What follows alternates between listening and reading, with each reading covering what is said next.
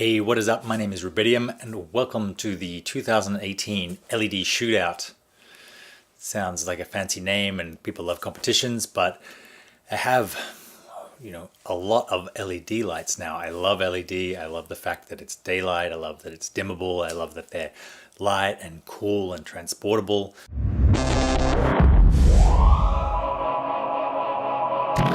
So I've accumulated a bunch of these things now, and I thought it'd be fun to sit down with my basic, lighting setup that I usually do in these videos, change out the different LEDs that I own or have in the studio right now, and sort of see how they compare with one another in terms of color temperature, quality of light.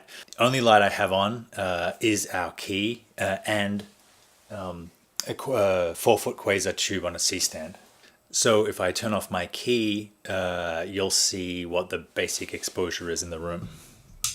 Some little bit of spill coming in the windows, but I'm going to keep them all arm's length from me, and I'm going to dim them up or down to keep the same exposure on camera. So first up is the Intelitech LightCloth LC120.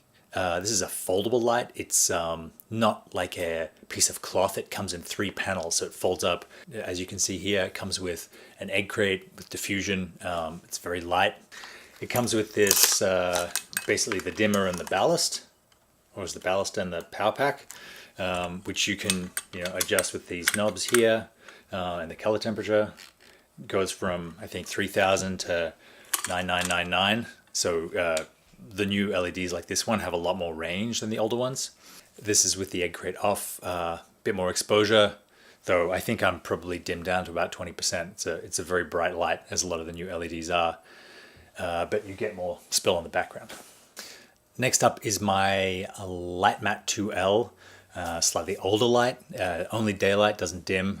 It's like 2 or 3 generations old now. Still an absolute workhorse. I take it to a lot of interviews that I go to because it's so much easier to carry than some of the big 4x4 Kinos or light panel sort of stuff. And it's also very wide. This is with the grid on. This is with the grid off.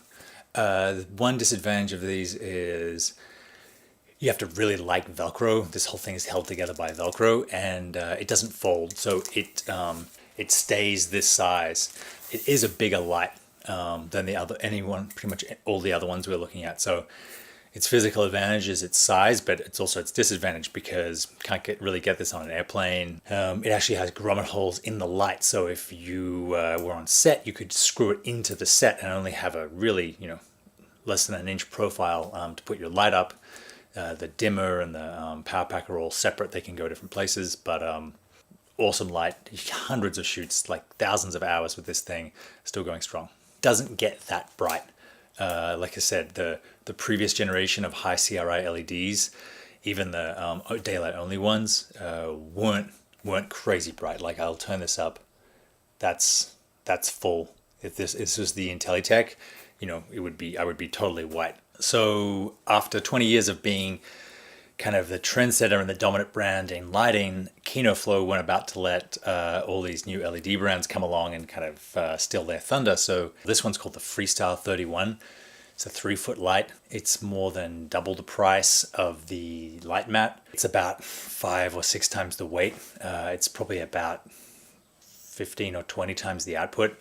And it also has multitude of crazy color effects and LEDs, sort of like an RE sky panel, or the same kind of philosophy as that. The Kinos are much more high-end professional tool. The new Freestyles do not just RGB, but you can dial in all different types of filters, you can dial in types of effects, you can do TV, you can do fire, you can set it to flash alternate police siren, do an awesome flickering fire effect onto a different form factor. This is the Lupo Super Panel 1x1. It's bicolor. This is at daylight. It is insanely bright. So to give you an idea, same settings as the LightMatte on full, and I'm overexposed at 2%.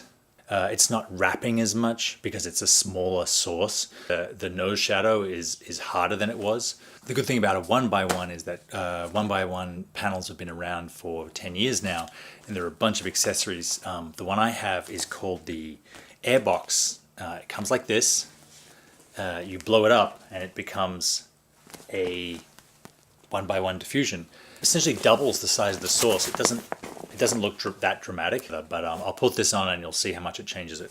With the Airbox on the super panel, we've had to go up from 2% to 10%, but you can see it softens that shell a little bit, doesn't make it as cutting, as harsh, it doesn't interrupt the person's face as much, but you still have a nice, easily transportable light that is super powerful, bicolor.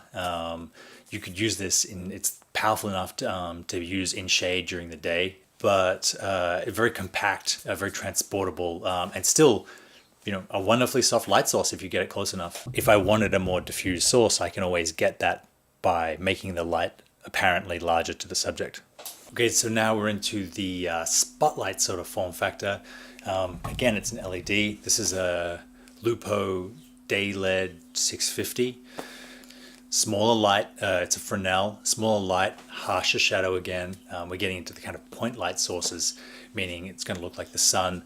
I would probably only light a person's close-up in this way if that's the effect we're going for. It's a lot easier than staring into the sun. I'm still getting really good exposure on this because I'm able to dim this down all the way to 0. I think it's only on 10 or 15%. Before it was zoomed out, now it's zoomed in. The spotlight's even tighter. It's like barely covering my face. It's a really cool film noir.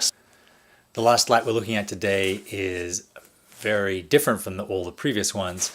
It's called the Stellar 2000. It's a 2000 lumen light made by a company called Light and Motion here in California, and it's a spotlight. It's pretty bright, but it's totally self-contained, so it has a little battery inside it that you charge. You can connect to an external power source, but most of the time I just run it off its internal battery. I use it as a hair light, as a backlight. It does come with an umbrella holder, so you can take something like a Westcott umbrella, with a tiny little battery-powered light source, an effect that, now we have nice soft shadows on this side of the face, nice illumination. You're getting a lot more spill on the back than we did with the Kino style lights, but very cool effect. So that was my 2018 LED shootout.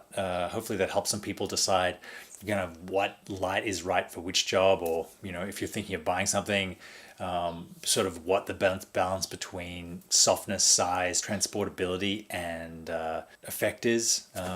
But thanks very much for watching. I'll see you next time.